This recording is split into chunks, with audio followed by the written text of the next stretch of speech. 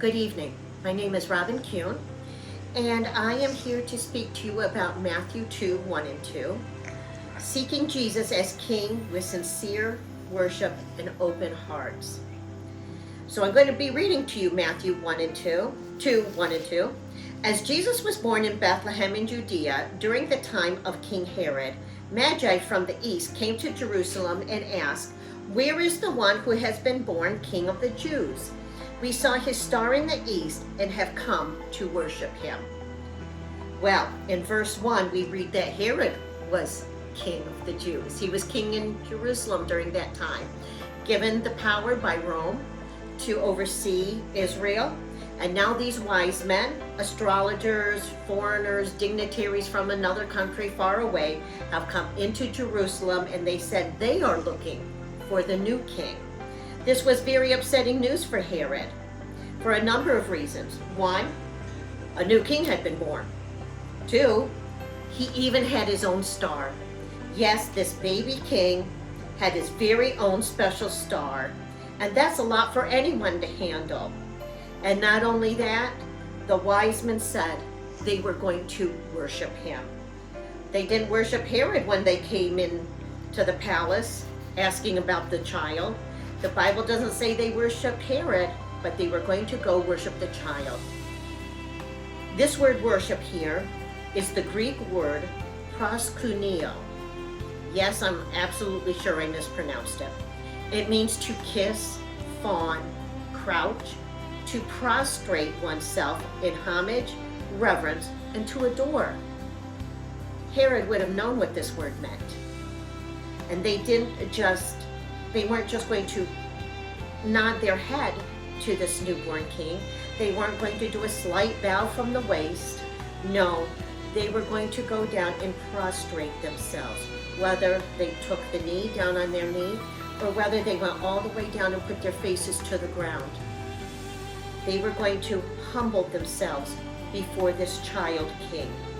And now we know why Herod was so upset about this. The wise men were also more knowledgeable about the Hebrew scriptures than most of the people of that time. Whether it was the rabbi, the Pharisees, the Sadducees, they were waiting and watching more than God's very own chosen people. The wise men knew about the star that's in the book of Numbers.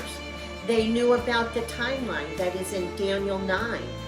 For hundreds of years, wise men, these astronomers from probably Persia, were keeping track of the Hebrew scriptures so they would know when the King of the Jews would be born. Also, Luke 2 tells us that there was a just and devout man by the name of Simeon who was waiting in the temple of Jerusalem, because he knew the Messiah was coming also.